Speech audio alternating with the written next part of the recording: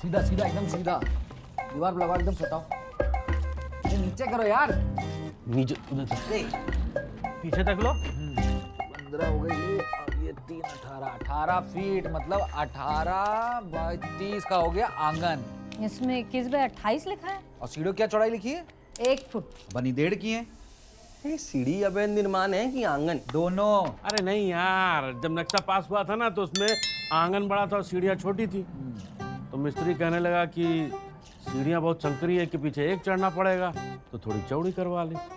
अब इतना नहीं चलता है क्या यार? यार पापा एग्जैक्टली बताइए, बोला क्या आदमी हो? बोला क्या, कागज थमा के चला गया। हाँ पापा ये कारण बताओ, नोटिस में हमने उनको अपना कारण बताया, उनको हमारा कारण रास नहीं आया तो घर गिरा देंगे, कहो घर की कुर्की कर लेंगे। ऐसे कैसे कर सकते हैं? यार, नगर निगम वाले हमारा वित्त भर का घर हथिया के करेंगे क्या? क्या करेंगे, मकान तोड़ के सुलभ शौचालय बना देंगे। ऐसे थोड़ी होता। सुलभ शौचालय तो कमी है शहर में। कहा है तुम शहर के सुलभ शौचालय गिन रहे हो क्या? हम नहीं कह रहे थे, इसका बाथरूम से विशेष लगाव हो गया। अरे यार अंधसंड बातें बंद करो तुम लोग। अब बाजार के बीच में थोड़े बनवाए मकान कि नगर निगम वाले सुलभ शौचालय बना देंगे। अच्छा पापा, अगर सोचिए घर की जगह सुलभ शौचालय बन गया तो बिट्टू मम्मी कितना तवा जाएंगे कि घर के बगल में सुलभ शौचालय बन गया।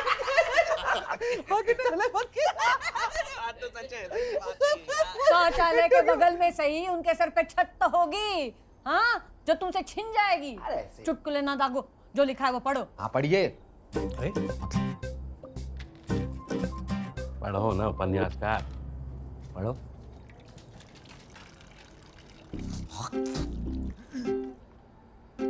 भवन निर्माण अधिनियम 1973 का हवाला दिया है। इसके तहत अगर कोई पेशावर अपराधी हो, पेशेवर, हाँ, और काफी समय से फरार चल रहा हो, तो धारा 83 के तहत उसके मकान की कुर्की हो सकती है। लेकिन यार अपने संतोष मिश्रा ना फरार है ना अपराधी, और पेशावर तो बिल्कुल नहीं है। पेशेवर। हाँ वही पापा। हाँ, और ये भी लिखा है अगर किसी ने घर बनाने में कानूनी प्रक्रिया का पालन न किया हो तो भी नगर निगम की कार्रवाई होगी। कार्रवाई मतलब बुलडोजर। हाँ समझ गए। लेकिन पापा मतलब अगर जैसे ये अवैध उस पे बुलडोजर चलाएंगे तो क्या गारंटी है कि वैध हिस्से पे कोई आंच नहीं आएगी? सही बात है। बुलडोजर है, सुई नहीं है कि जहाँ पे बटन टाँकना है वहीं पे छेद होगा। हर दीवार पे खतरा है। अच्छा, एक बात और नोट कीजिए, अगर घर पर बुलडोजर चला तो ये नगर निगम वाले हमसे ही इसका खर्चा भी वसूलेंगे। ये सही है, मतलब जिस बुलडोजर से हमारा घर गिराएंगे उसमें तेल भी हम ही डलवाएं। हद हो गई यार ये तो। एक बात और, अब क्या? अरे इसमें नहीं लिखी है, वो हम कह रहे थे कि ये अवैध सीढ़ियाँ टुटवा ही देते हैं।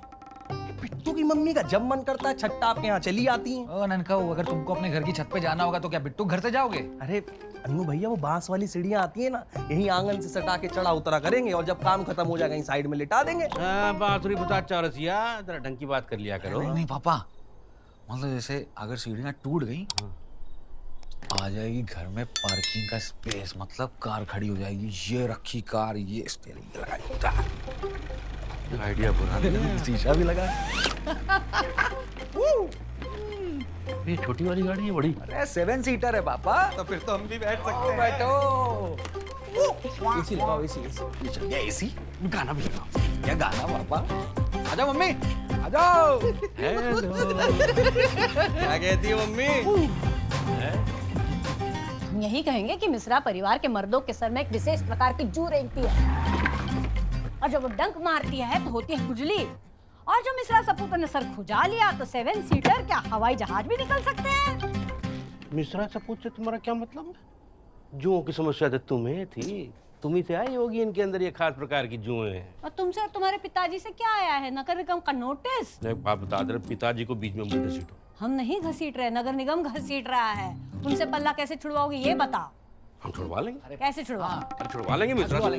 एक मिनट पापा, एक मिनट मम्मी, आप जाके जुमे चढ़ा, क्या डिसअपॉइंटमेंट चढ़ा दीजिए। तहरी कहते हैं उसे। हाँ वही तहरी। अरे यार पापा, ये एकदम से कैसे कार्रवाई बैठ गई? अरे यार हम फोन किए थे तो पता चला कोई सरकारी अफसर आया है नया। आते ही 4 बुलडोजर वालों को नया सरकारी कॉन्ट्रैक्ट दिए। 4? हाँ, हमारे दहशत फैली हुई है। लोग उसे डर के मारे बुलडोजर बाबू कहने लगे। अरे तो ये बुलडोजर बाबू ने कोई डिमांड की है कि सीधा बुलडोजर चलाने के लिए बोल दिया है? अरे यार नोटिस का जवाब मांगा है। हम फोन करके बोले हाँ। कि जवाब देने से समस्या का समाधान कैसे निकलेगा, तो कहने लगा वही दे दो। क्या वही दे दो? लिफाफा दे के सब सरल हो जाता है। लिफाफा मतलब सुविधा शुल्क ना। हम भी यही बोले तो कहने लगा सुविधा नहीं दुविधा से।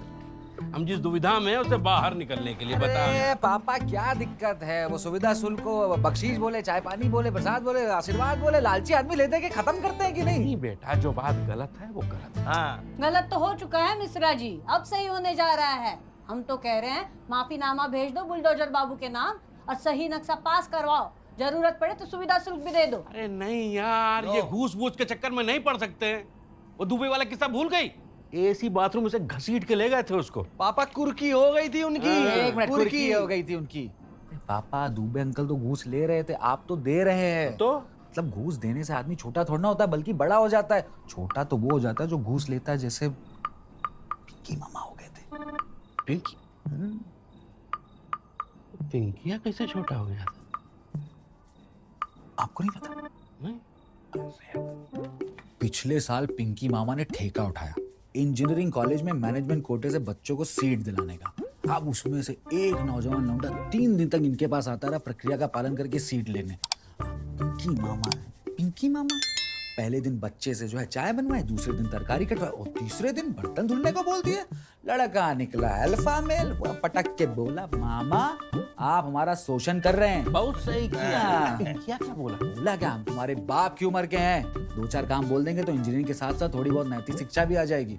लड़का निकला पापा और दूसरे दिन लेके आया ये मोटी मोटी गड्डी।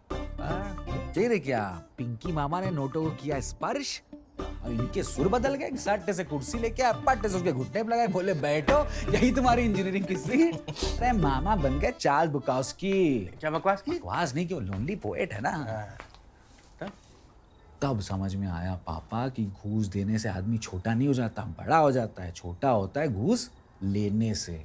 नहीं यार ये हम ले दे नहीं पाएंगे यार। तुमसे हो सकता है ना तो हम उसे बुला देते हैं, तुम ही उसको थमा दो लिफाफा। नोटिस का जवाब हम दे देंगे ना। अरे नहीं पापा, हमारी बहुत इंपॉर्टेंट मीटिंग है, मैं मैनेजर राउंड मारे पड़ा है। हमको क्या देख रहे हो? तुम ही तो कह रहे थे कि दीवार पे संकट आए तो तीसरी आंख खोल दोगे, अब आया है तो असली दोनों आंखें भी बीच रहे हो। मामला तुम्हें ही सुलटाना पड़ेगा। कब बोले ये? तो हम आपकी कोई सहायता करें क्या? अरे मम्मी बता नहीं सकते, लक्की कितनी बेइज्जती किया हमारा मैनेजर। अगर हमारी बेइज्जती किया तो हमारी सैलरी रुक जाएगी और फिर खर्चे रुक जाएंगे। हमारे कौन से खर्चे उठा? बता, तुम्हारे खर्चे कौन उठाता है? हमारे दौलत देती है जैसे। कोर्ट से मिली डेट का कागज, मतदान पेटी के पेट का कागज, मंझली बेटी के दहेज का कागज, स्कूल कॉलेज में प्रवेश का कागज। भारत एक कागज प्रधान देश है और इसमें बसने वाले कागज के शेरों की हालत गीले कागज जैसी हो जाती है जब सरकार उनसे कागज मांग लेती है। पर इन्हें मालूम है कि स्टेटस को बनाए रखने के लिए इन्हें कौन सा कागज चाहिए। अरे वही जिसमें आरबीआई गवर्नर के हस्ताक्षर के ठीक ऊपर लिखा होता है कि मैं धारक को फला फला रुपए अदा करने का वचन देता हूं।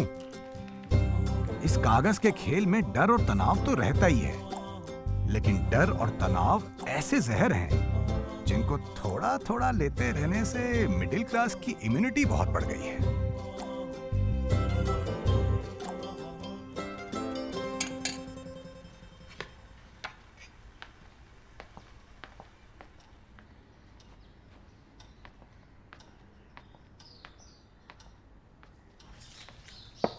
भाभी जी वो क्रीम वाले बिस्किट नहीं है क्या? नहीं, मैं तो ऐसे ही पूछ रहा था, कोई बात नहीं। वैसे समस्या का समाधान खुद चल कर आ गया आपके पास। मिश्रा जी, ऐसे कामों में वरना बहुत टाइम लग जाता है।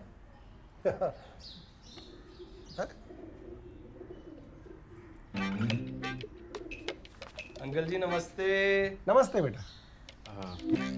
अमन बेटा जाओ, छत निकल जाओ। अरे छत पे तो धूप होगी ना पापा।